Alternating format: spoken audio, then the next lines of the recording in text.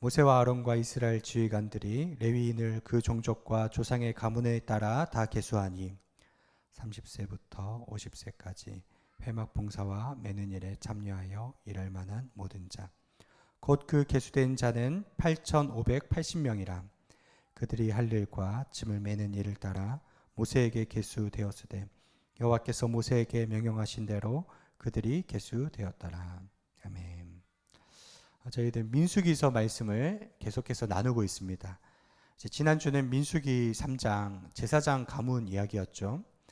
나답과 아비후가 다른 불로 제사 드림으로써 심판을 받아 죽게 되고 엘르아살과 이다말이 그 뒤를 이어 제사장이 되는 장면을 저희 묵상했습니다. 오늘 민수기서 4장 말씀은 레위 지파에 관한 말씀입니다. 이제 레위에게는 세 아들이 있었죠. 게르손과 고핫과 무라리입니다. 그래서 레위 지파에는 세 족속으로 나뉘고 그 중에 고핫 지파에 있는 아론의 가족이 대제사장 역할, 오늘날로 말하면 목회자처럼 제사장 역할을 감당했던 것이죠. 이 레위 지파 세 족속은 성막 관련된 일을 담당을 했어요. 47절에 보면 30세부터 50세까지 레위 자손들이 관련된 일을 담당을 했고 48절에 보면 성인 남자만 총 8,580명이 동원되어서 성막에 관련된 일들만 집중을 한 것입니다. 이제 레위 지파에 관해서는 이제 민수기 공부를 하기 때문에 좀 복잡한 내용이지만 저희가 정확하게 짚고 넘어갈 필요가 있습니다. 그래서 이 4장 전체를 저희가 볼 텐데 고핫 자손이 어떤 일을 했느냐 1절에서 20절까지 나와 있는 거예요. 이 성막 안에 지성소가 있습니다. 지성소 안에 여러 기구가 있는데 대표적으로 언약궤가 있고 시은자가 있고 또 지성소에서 나오면 성소가 있죠. 그 안에 진설병이 있고 금촛대가 있고 또 등잔대가 있고 또 성소에서 바깥으로 나오면 무엇이 있느냐 물두멍이 있고 제사 드리는 제단이 있죠. 그러니까 이 고핫 자손들은 성막 안의 기구들만 담당하는 사람들이었고 그 기구들을 이동할 때가 되면 해달의 덮개로 잘 싸서 옮기는 역할을 했던 것이 고핫 자손의 역할이었습니다. 전체 이 모든 일의 감독은 누가 했느냐? 엘르아살, 첫째 장자인 엘르아살이 맡았다는 거죠. 두 번째인 게르손 자손은 어떤 일을 했느냐는 21절에서 28절까지 나와요. 이 성막 안에 있는 기구들이 아니라 회막을 싸고 있는 휘장, 장막 그 자체를 담당했던 족속입니다. 성소와 지성소를 가로막고 있는 휘장이 있었고 또 성소와 성전 뜰에 가로막고 있는 휘장이 있었어요. 그 성소 전체를 덮고 있는 천막 휘장이 있었고 또 이제 뜰과 바깥을 구분하는 담과 같은 휘장들 모두를 관리하는 것이 게르손 자손이었죠. 둘째 역할이었던 이다말 제사장이 전체 책임을 맡았다는 내용입니다. 셋째는 무라리 자손 어떤 일을 했느냐 29절에서 33절에 나와 있습니다. 무라리 자손은요 이 회막을 세우려면 기둥이 있어야 되는데 전체 뼈대가 되는 기둥을 담당한 것입니다. 모든 기둥들 뿐 아니라 그 밑에 받치고 있는 받침들, 당기는 줄들, 말뚝까지 담당한 것이 무라리 자손이었어요. 이 책임자는 이다말이 맡았다는 거죠. 오늘 약간 복잡한 내용일 수 있는데 저희들 오늘 이 민수기서 본문을 통해서 은혜를 받고 또 넘어가고자 하는 것입니다. 여러분 그때 당시에는 구약 시대였죠.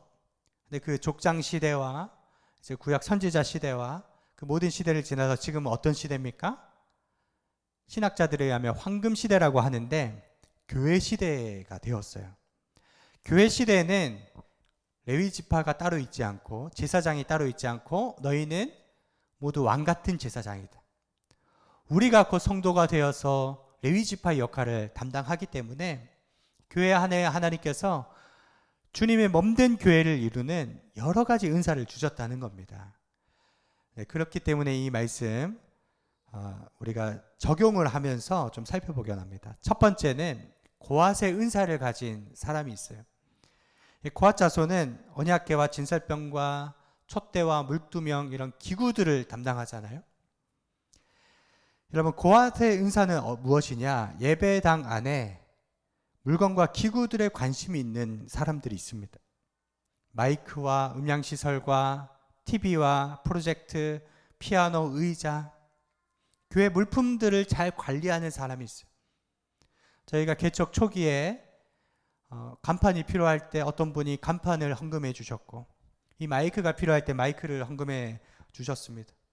우리 교회가 무엇이 필요하다 하면 마음의 부담감을 가지고 주님 제가 하겠습니다. 기도하고 기꺼이 헌신하는 그런 은사를 가진 분들이 있죠. 보통 성도들의 눈에는 10년, 20년이 지나도 잘 보이지 않는 것들인데, 어떤 분은 우리 교회 성가대가 20년째 저 가운을 입고 있네? 내가 좀 건의해서 저 가운을 바꿔볼까? 자원하는 마음으로 그 일들을 하시는 분이 있어요. 이 은사를 가진 분들은 구체적인 교회의 필요가 보이는 겁니다. 내 눈에 들어오는 것이 내 은사입니다. 필요가 보이면 내 은사가 거기 있다는 것입니다. 하나님께서 당신으로 하여금 그 필요를 채우라는 뜻인 것이죠. 우리 교회에서 여러 기도 모임을 갖습니다. 나시린의 기도 모임도 갖고, 또 복시앗 기도 모임도 갖고, 여러 성도들, 목사님들 와서 예배를 드리면요, 목사님들마다 하는 말이 달라요. 목사님 앞에 카페트 좀 다른 색깔로 했으면 좋겠습니다. 목사님 여기 의자를 좀 바꿨으면 좋겠습니다. 고핫의 은사인 거죠. 저는 정말 그것을 좋게 보고 그것이 눈에 보인다면 우리로 하여금 그 은사를 가지고 섬기라는 뜻인 줄 믿습니다. 두 번째, 게르손의 은사를 가진 분이 있는데요, 전체 휘장을 담당하는 분이죠. 이 교회의 하드웨어를 담당하는 겁니다. 교회는 좀 엘리베이터가 있었으면 좋겠고, 몇 평이었으면 좋겠고, 주차장이 있었으면 좋겠고, 또 부동산에 눈이 밝아서 어느 땅에 교회가 있었으면 좋을 것입니다. 여러분, 이런 분들이 건축위원을 담당하면 아주 신바람나게 일하는 거예요. 그런 은사를 가진 분이 있습니다. 인테리어의 은사를 가진 분도 있어서 우리 크리스마스니까 장식을 멋지게 한번 해봅시다. 전문가보다 더 멋지게 교회를 꾸미고 거기에 가슴이 뛰고 마음이 있는 분들, 그런 분들에게 이 교회 전체 보수적인 부분을 맡기는 거죠. 세 번째, 무라리 자손은 어떤 은사일까요? 이것은 좀 영적인 눈으로 보고 싶습니다. 무라리 족속은 성막의 기둥을 담당하고 당기는 줄로 묶어서 말뚝을 박아 놓는다고 하잖아요. 그래서 아무리 비바람이 쳐도 이 휘장이 넘어지지 않는 것입니다. 여러분, 교회 안에 아무리 건물이 좋아도 교회를 이루고 있는 성도들이 자주 시험에 빠지고, 또 자주 교회를 떠나면 교회가 든든히 설 수 없는 거죠. 성도들이 흔들리지 않도록 굳세게 만들어주는 기둥 역할을 하는, 목자의 역할을 하는 사람이 있어야 됩니다. 여러분, 교회의 목자는 누구입니까? 목사님이 아니에요. 교회의 목자는 예수님이시고, 목사의 역할은 셰퍼드, 셰파트가 거기서 나왔잖아요. 멍멍 부르짖는 개라고 생각을 합니다.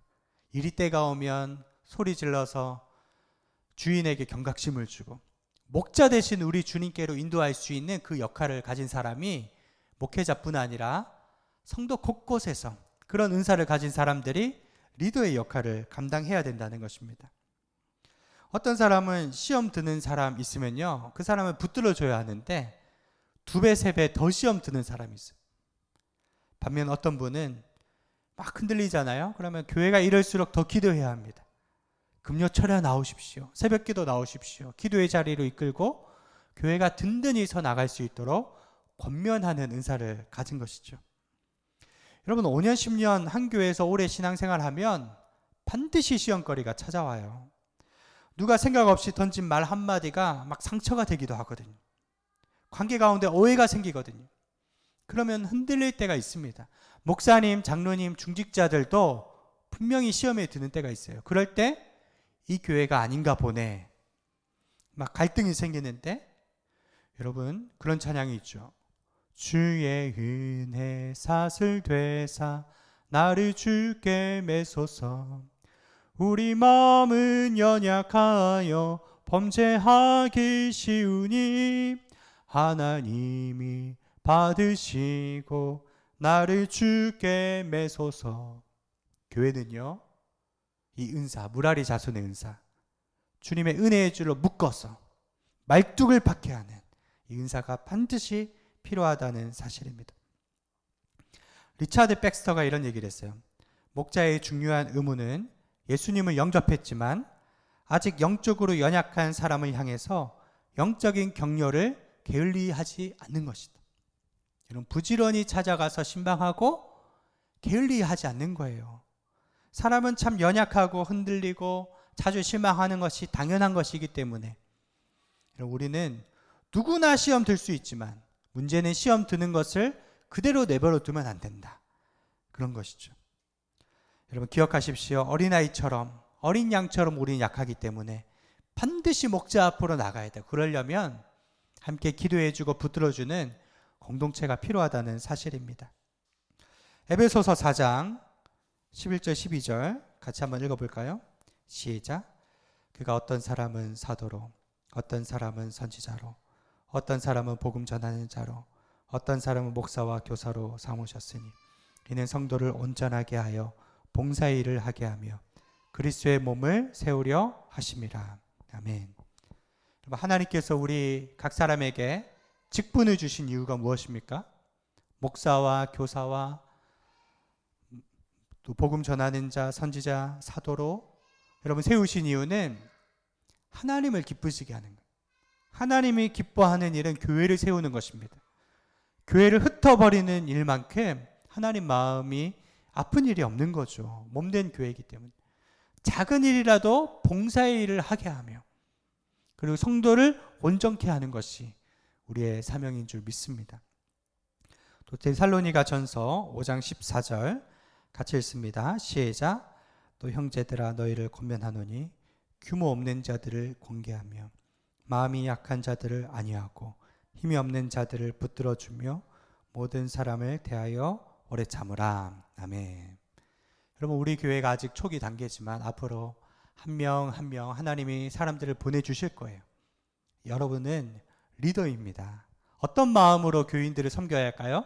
첫 번째, 규모 없는 자들을 권계하라. 코로나로 한동안 교회 문이 닫혔고 나중에 코로나 끝나고 난 뒤에 평균적으로 30% 이상의 교인들이 교회를 떠났어요. 다 어디 갔을까요? 가나안 교인. 가나안, 거꾸로 하면 안 나가 교인이 되어서 인터넷으로 예배 드리는 거죠. 그렇게 유튜브로 신앙생활 하다 보면 점점 신앙이 영적으로 메말라져서 결국 가지에서 떨어져 나오게 돼 있습니다. 여러분 신앙의 나태에 빠져서 나오지 않는 분들 권계하고 권면해서 이 자리로 데리고 나와야 됩니다. 하나님께서 가인에게 이런 질문하셨죠. 내 형제가 어디 있느냐?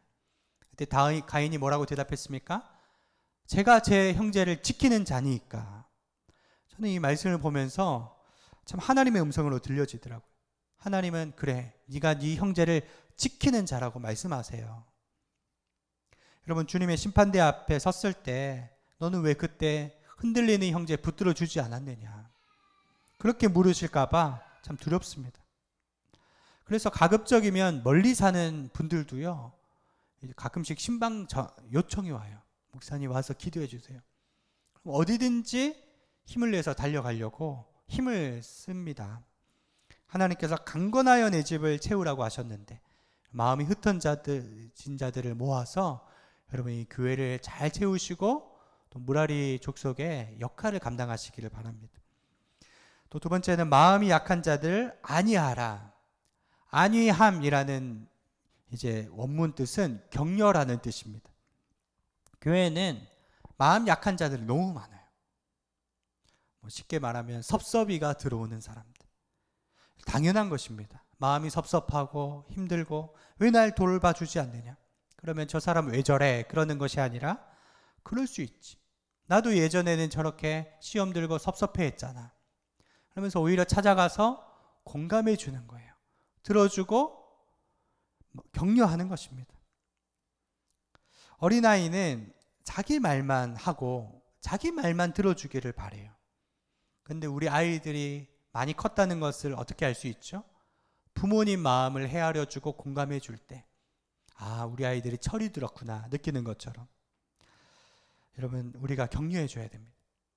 이스라엘 백성 안에서도 출애굽을 하는데 갓난 아이기도 있었고 또 못 걷는 어르신들도 있었고 다리 쩔뚝거리는 장애인들도 있었는데 모두 다 챙겨서 가나안 땅에 들어갔던 거죠. 그럼 우리가 약속하신 그 땅에 들어가기 위해서 주변에 주저앉아 있는 사람들을 일으켜서 격려해서 함께 나아가야 됩니다. 마지막 힘이 없는 자들을 붙들어 주라. 혼자서 못 일어나는 사람들 붙잡아 일으켜 세워야 합니다. 가족 가운데 방황하는 자녀가 있습니까? 사고쳤니? 내가 수습해 줄게. 그게 가족의 마음이잖아요. 주님 안에서 우리는 한 가족인데 교회 안에 아픈 손가락이 있으면 외롭게 내버려 두는 것이 아니라 깊은 동굴까지 찾아가서 끄집어내고 빛으로 살아갈 수 있도록 도와주는 것이 여러분 우리의 역할입니다. 우리는 왕같은 제사장들인 줄 믿습니다. D.A. 칼슨이라는 유명한 신학자가 이런 얘기를 했어요. 성경에서 가장 많이 나오는 명령어가 있는데 서로 사랑하라는 말이다. 왜 귀에 못이 박힐 정도로 사랑하라는 말이 그렇게 많을까? 왜냐하면 교회는 서로 사랑할 수 없는 존재들이 모였기 때문이다. 그럼 하나님은 교회 공동체를 주셔서 명령으로 끊임없이 너희는 서로 사랑해라. 새 계명을 주노니 서로 사랑해라. 사랑이 안 되기 때문에 명령으로 말씀하신 겁니다. 여러분, 사랑할 수 없는 것을 사랑하시고 용서할 수 없는 것을 용서하시기를 축복합니다. 브라질에서 30년 동안 선교한 김철기 선교사님 계신데 처음 브라질 아마존에 들어갔는데요. 충격을 받은 거예요. 그 족속 안에서 근친상간이 이루어지는데 아버지가 딸을, 형제가 형제를, 말로 할 수 없는 그런 부끄러운 일들이 있었고 장애 아이들이 그렇게 많이 태어나는 것입니다. 그래서 선교사님이 들어가서 담대하게 복음을 선포하면서 여러분, 그렇게 행하는 것은 죄라고, 죄를 끊어버리라고 그렇게 얘기했는데요. 이 아마존 사람들은 좀 신기가 불편하고 화가 나면요, 먹는 밥에다가 독을 탄대요. 먹으면 죽어야 되는데 죽지 않는 것입니다. 하나님이 3번이나 살려주셨대요. 독충에 물리고 독사에 물리고 말라리아는 수도 없이 걸리고 생명 걸고 그분이 사역하면서 지금 아마존 땅에 교회가 세워졌고 신학교가 세워졌고 그 아름다운 이야기들이 참 많습니다. 그분이 책을 많이 썼죠. 그 안에 허운석 선교사님이 또 멋있는 책들, 나는 왕 바리새인입니다, 이런 책들을 썼습니다. 그 안에서 이런 고백을 했어요. 자기 목숨보다 주님을 더 사랑했던 하나님의 사람들은 무엇으로 보상을 받았느냐? 그들은 모욕과 수치와 가난과 순교를 보상으로 받고 기쁨으로 영생에 들어갔습니다. 저의 질병과 약함으로 인해 주님께 더 가까이 가고 형제들을 더 잘 이해하며 삶의 깊이가 깊어졌습니다. 우리 인생의 목적이 주님을 기뻐하고 영광을 돌리는 것이라면 이런 요소들이 결코 우리를 그리스도의 사랑에서 끊을 수 없습니다. 여러분, 그분은 마지막에 암투병 하면서 얼마나 힘들어했는지 유튜브 찾아보면 마지막 그 메시지들이 많이 나와요. 그때 예수님을 더 깊이 생각하고 더 겸손해지고 더 사랑하기를 애쓰다가 더 용서하다가 너무나 아름답게 여러분 소천하신 것을 볼 수 있습니다. 사랑하는 여러분, 하나님의 꿈을 다시 생각하십시오. 아무 일도 하지 않으면 아무 일도 일어나지 않습니다. 주님의 바람과 꿈은 교회를 세우는 것이고 이 교회를 통해 만민 복음을 이루는 것입니다. 여러분, 교회 세우는 일 참 힘듭니다. 애쓰고 노력해도 열매가 보이지 않을 때가 참 많죠. 나의 유익이 아니라 타인의 유익만 위하며 살다가 이대로 끝나는 것이 아닌가, 그런 불안감도 있죠. 그러나 주인 되신 하나님이 기뻐하시는 일이고 또 하늘의 상이 있기 때문에 저희들 눈물로 씨를 뿌리며 이 나그네의 삶을 걸어간다면 마지막에 하나님이 기뻐하시고 그 기쁨의 상급을 주실 줄로 확신합니다.